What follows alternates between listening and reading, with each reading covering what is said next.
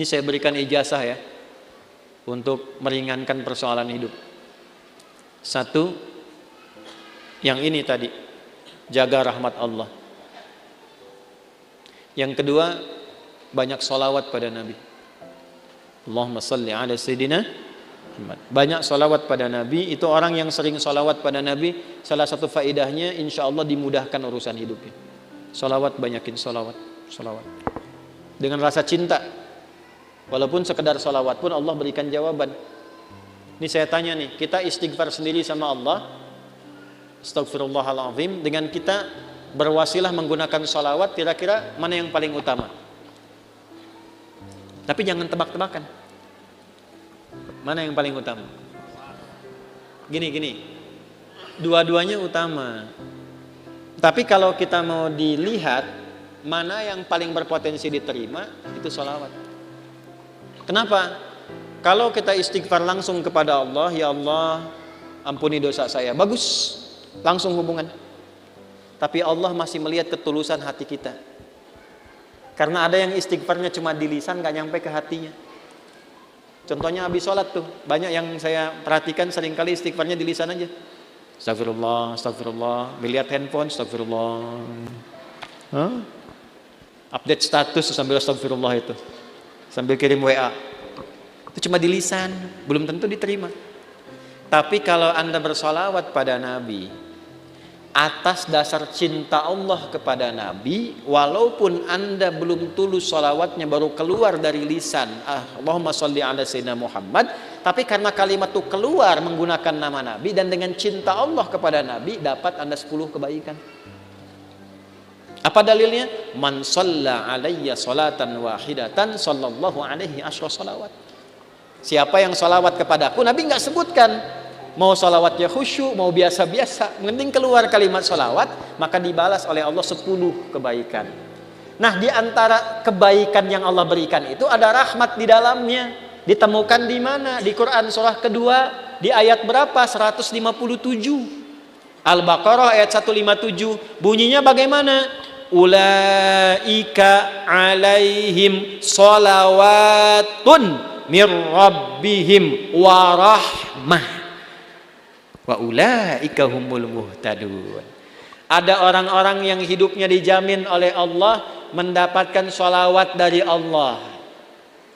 Apa makna sholawat dari Allah? Pujian yang melahirkan rahmat. Tahu dari mana rahmatnya? Kalimat setelahnya berupa tafsir, sholawatu wa rahmah.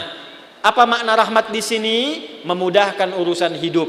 Dari mana dalilnya? Kalimat setelahnya, wa ulaika humul muhtadun, dan merekalah orang-orang yang dimudahkan hidupnya.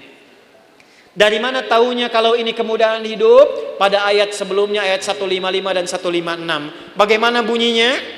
Wala nabluwannakum bisyai'in minal khauf wal ju' wa naqsi minal amwal wal anfus wath thamarat wa basyiris sabirin alladzina idza asabathum musibah qalu inna lillahi wa inna ilaihi ulaika alaihim salawatum mir rabbihim wa rahmah wa ulaika humul muhtadun. Duhai kalian yang hidup, aku akan uji dengan berbagai ujian supaya membuat hidup kalian berkualitas, kalian lebih baik lagi. Ujian itu satu bentuknya kekhawatiran. Sekarang pun ada yang khawatir kapan Ustadz selesai ngajarnya. Walju, karena saya mulai lapar. Wa naqsi minal amwal, ongkos sudah mulai berkurang. Wal anfus, ada yang sakit, ada yang meninggal. Wath thamarat, ada yang hasil kerja kerasnya dibawa orang. Wa basyiris sabirin, berbahagialah orang sabar. Bagaimana cara sabar? Alladzina idza asabathum musibah, yang kalau diuji dengan masalah ini, qalu, mereka meyakinkan pada hatinya, inna lillahi wa inna ilaihi raji'un. Ini ujian dari Allah supaya membuat saya berkualitas, dan pasti Allah kasih solusinya. Bagaimana cara mendapatkan solusinya? Kalau orang-orang sudah bersikap begini, tawakal pada Allah, maka dia berburu rahmat Allah. Ulaika alaihim salawatum mir rabbihim wa rahmah. Orang sabar begini dipuji oleh Allah, diberikan rahmat. Kalau Allah sudah kasih rahmat, maka Allah berikan kemudahan untuk menyelesaikan semua masalah hidupnya. Maka orang-orang yang mempraktekkan hadis ini, ar-rahimuna, orang-orang yang berkasih sayang, mempraktekkan hidup dengan rahmat, langsung otomatis dijaga oleh Allah dengan rahmatnya ini supaya dimudahkan semua urusan hidupnya. Semakin kuat prakteknya, semakin mudah hidupnya. Saya berani berkata begini karena saya mencoba, benar enggak ini kan dengan keyakinan tuh. Benar enggak tuh untuk menenangkan hati, bukan meragukan itu. Seperti kata-kata Nabi Ibrahim ya di Al-Baqarah ayat 260. Wa idz qala Ibrahimu rabbi arini kaifa tuhyil mauta qala awalam tu'min qala bala walakin liyatma'inna qalbi. Ya Allah, tunjukkan padaku bagaimana cara Engkau menghidupkan yang mati. Kata Allah, kamu belum yakin. Kata Nabi Ibrahim, saya yakin ya Allah, supaya hati saya tenang saja. Saya lihat orang-orang dulu, kok betapa mudah hidupnya. Kita praktekkan satu-satu. Melihat orang dengan kasih sayang. Mencoba untuk memaafkan, mencoba untuk berlapang dada. Menempatkan pada tempatnya. Latihan aja, baru latihan itu dimudahkan Pak. Baru latihan. Masih sedikit. Ini tidak beli. Ini tidak beli. Pak, ini pami kaca soca ya, aya nu ngintun. Ku Bapak diangge eta biasa. Tapi Bu, kaca soca ukurannya sami persis. Tuh. Sama persis ukurannya dengan keadaan mata saya. Kan Anda nggak tahu berapa yang silindris, berapa yang minus ini. Ini kalau saya buka kacamata, laki-laki dan perempuan sama. Sama-sama manusia.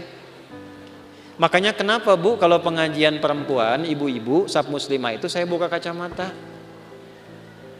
Ya, tujuan utamanya supaya yang paling cantik tetap istri saya. Ya. Ini sama ukurannya Pak, tuh persis. Setiap ada model baru datang ukurannya sama persis. Dari mana? Siapa yang pernah ngecek mata saya? Ini dapat hadiah juga, Allah kasih. Baju, kos kaki sampai ke sepatu. Cuman modal satu hadis ini teh. Satu hadis. Cuman modalnya yakin punya Allah. Nah eta teh modal yang paling utama tuh punya Allah. Gitu. Sekarang kita kekurangan itu. Sekarang banyak orang kekurangan itu. Jadi rasanya kurang merasa punya Allah. Coba tanamkan pada hati, saya punya Allah. Maka Anda tidak akan takut kehilangan jabatan kalaupun harus jujur. Karena punya Allah. Qulillahumma malikal mulki tu'til mulka man wa tanzi'ul mulka mimman. Karena punya Allah jangan takut kehilangan harta kalau harus sedekah. Karena punya siapa? Allah. Makanya dekati Allahnya. Ittaqillaha haitsuma kunta wa atbil hasanata sayyi'atal hasanata ihfadillaha yahfad. Jaga Allah, Allah jaga kita. Jaga Allah itu maksudnya apa? Jaga diri kita tersambung dengan Allah. Ini pakai hadisnya, pakai praktekkan dalam hidup. Saya bukan ingin nunjukkan ini berhasil, tidak, bukan itu. Kan bicara kalau mengalami itu enak gitu. Menceritakan pengalaman ulama itu enak yang sudah terjadi. Dulu orang begini dijaga oleh Allah. Imam Nawawi itu selama hidupnya 99% makannya diantarkan oleh ayahnya. Makannya cuma sekali malam ba'da isya. Apa yang dimakan? Kue kering dengan zaitun. Minumnya sebelum subuh. Setiap hari sampai meninggal. Karena beliau meninggal duluan, bapaknya baru meninggal 7 tahun setelah Imam Nawawi meninggal. Saking bapaknya ingin jaga anaknya terhubung dengan Allah, makanannya dijaga. 1%-nya kalau diundang, ada jamuan dipastikan dulu halal. Nggak mau makan sendiri, yang lain diajak makan sama-sama. Imam Nawawi itu. Makanya sampai sekarang berkah, kitabnya masih kita jaga dan kita kaji sampai sekarang. Karena apa? Menjaga hubungan dengan Allah. Ya. Nah, itu yang kedua. Kalau kita benar jaga dengan Allah melalui rahmat Allah, praktekkan hadis ini, insya Allah hidup kita pun dijaga, dimudahkan oleh Allah sesuai dengan kadar maslahat dunia akhirat kita.